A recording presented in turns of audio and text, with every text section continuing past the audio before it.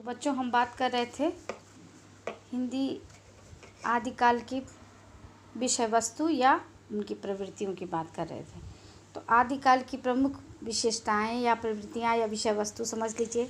सिद्ध और नाथ कवियों की रचनाएं, यहीं से सिद्ध संप्रदाय और नाथ संप्रदाय। सिद्ध संप्रदाय होता है, नाथ संप्रदाय आप लोग जानती हैं, बाबा गोरखनाथ वाला नाथ संप्रदाय। और इसके अलावा अपभ्रंश, जैन कवियों की रचनाएं, बौद्ध का धर्म के कवियों की रचनाएं, वीरता और श्रृंगार परक रचनाएं, जिसकी वजह से इसका नाम वीर गाथा काल पड़ा है। और अन्य प्रवृत्तियों के या लौकिक काव्य जैसे कि विद्यापति, अमीर खुसरो इत्यादि ने जो लिखा था वो यही इसकी विषय वस्तु है। सिद्ध संप्रदाय, नाथ संप्रदाय, जैन धर्म, बौद्ध धर्म और वीरगाथात्मक काल और इसके अतिरिक्त अन्य प्रवृत्तियों के लौकिक काव्य। तो इसमें आप समझ लीजिए सर्व और अपभ्रंश जिससे संस्कृत भाषा का जो मतलब आसान रूप जो सामान्य बोलचाल में जो बिगड़ जाता है रूप के लिए प्रयोग किया जाता है उसे अपभ्रंश कहते हैं। तो अपभ्रंश के रूप में भी जिसको पुरानी हिंदी भी, जहाँ डॉक्टर चंद्रधर शर्मा गुलेरी जी ने इसको पुरानी हिंदी का नाम दिया है। तो यही इसकी विषय वस्तु और इसकी जो बहुत सारी प्रवृत्तियां जो थी वो लगभग यही सब थी। तो अपभ्रंश भी का भी इसमें समावेश हुआ। और जो है इसमें सिद्ध जो अभी आप लोगों ने जो सिद्ध संप्रदाय की बात की है तो इसमें बहुत सारे सिद्ध कवि हुए हैं जो कि अपना उसमें बहुत सारी रचनाएं किए हैं।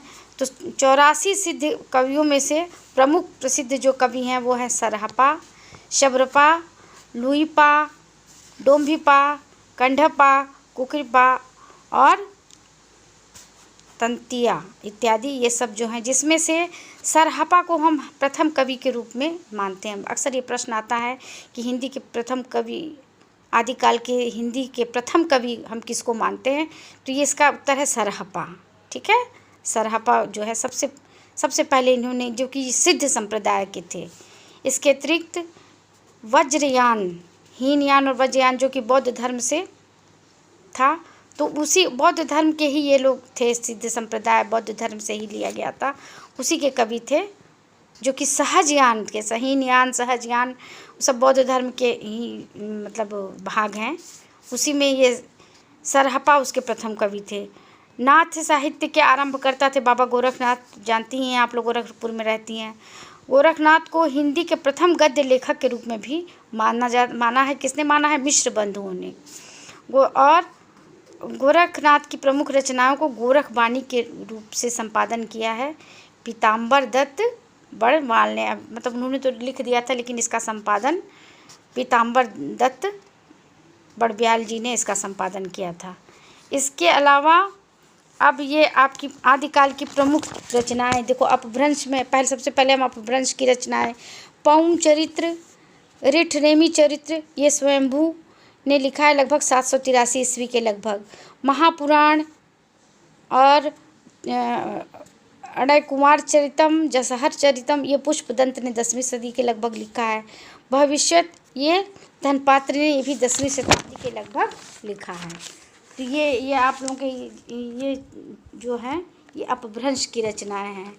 इसके अलावा संदेश राशक अब्दुल रहमान, परमात्म प्रकाश जोइंद 6ठी सदी में लिखा गया है। पाहुड़ दोहा राम सिंह, तो ये तो अपभ्रंश की रचनाएं हैं, इनके प्रमुख रचनाकारों के नाम।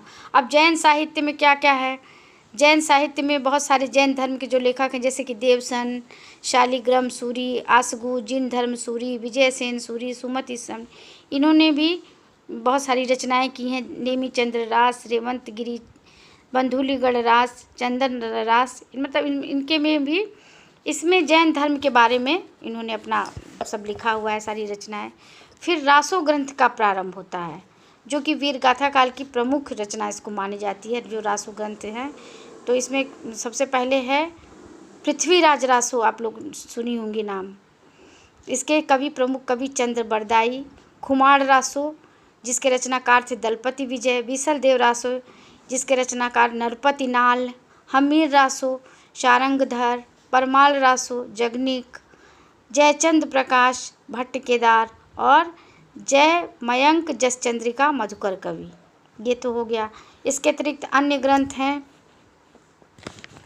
ये जो आपके जैसे कि अमीर खुसरो भी इसी युग के माने जाते हैं। तो उनके भी बहुत सारी रचनाएं हैं, जैसे कि खली कबारी, पहेलिया, मुकरिया, दो सुखने, गज़ल इत्यादि अमीर खुसरो ने लिखा है। और विद्यापति की भी रचनाएं हैं, कीर्तिलता, कीर्ति पताका, ये पदावली, ये सब इतनी ये विद्यापति की। तो इस तरह से आप लोगों को पता चलता है कि किस किस इसकी विषय वस्तु क्या है। अब इसके प्रमुख रचनाकार कौन कौन से हैं, इसकी किस किस विषय वस्तु उसमें क्या क्या है, ये आपको पता चल गया है। इसकी प्रमुख प्रवृत्तियाँ भी यही है कि अपने आश्रयदाताओं की प्रशंसा, अपने अपने संप्रदायों का विशेषताओं का वर्णन करना और युद्धों का सजीव वर्णन करना, क्योंकि ज़्यादातर दरबारी कवि ही हुआ करते थे, तो वो अपने आश्रयदाता राजाओं की प्रशंसा में ही गुणगान उनका किया करते थे। श्रृंगार रस और वीर रस का सुंदर चित्रण किया गया है। ये सब इसकी प्रमुख विशेषताएं हैं। तो इतना आप लोग वीर गाथा काल के बारे में, आदिकाल के बारे में आप लोग समझ ली हैं। अब आप लोगों को उससे संबंधित कुछ प्रश्न हम आपको नोट कराते हैं। चूँकि इसके छोटे छोटे प्रश्न आते हैं, तो प्रश्न नोट करिए। रामचंद्र शुक्ल जिस काल को वीर गाथा काल कहा है, उसे आदिकाल किसने कहा है? ठीक है, ठीक है। और हिंदी का प्रथम कवि किसे माना जाता है? दूसरा प्रश्न है कि हिंदी का प्रथम कवि किसे माना जाता है? पहला प्रश्न नोट करिए कि रामचंद्र शुक्ल जिस काल को वीर गाथा काल कहा है, उसे आदिकाल किसने कहा है? दूसरा प्रश्न है, हिंदी साहित्य के आदिकाल को सिद्ध सामंत काल का नाम किसने दिया है? तीसरा प्रश्न है, हिंदी के प्रथम कवि के रूप में किसको माना जाता है? चौथा, वीर गाथा काल की प्रमुख दो विशेषताओं को बताइए, दो विशेषताएं लिखिए। उसके अलावा जो है, किस ग्रंथ के रचनाकार चंद बरदाई हैं? किस ग्रंथ के रचनाकार चंद बरदाई हैं? और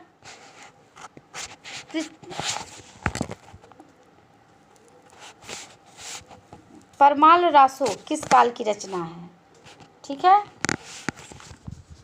और विद्यापति किस काल के कवि हैं?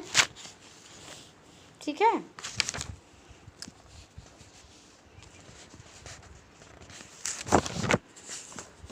तो अमीर खुसरो की प्रमुख रचनाओं कौन सी है? अमीर खुसरो की प्रमुख रचना कौन सी है? ये आपकी आदिकाल के, और आदिकाल की समय सीमा बताइए। ठीक है। आदिकाल और ग्रियर्सन के अनुसार आदिकाल क्या नामकरण, कौन सा नाम ग्रियर्सन ने इसको दिया था, ये बताइए। ये तो इतने प्रश्न आप करिए, फिर उसके बाद कल हम आपको भक्ति काल पढ़ाएं। और कोई भी दिक्कत हो इसमें आपको आदिकाल में, तो आप हमसे पूछिएगा, तो फिर मैं बताऊंगी। ठीक है, ओके, थैंक यू।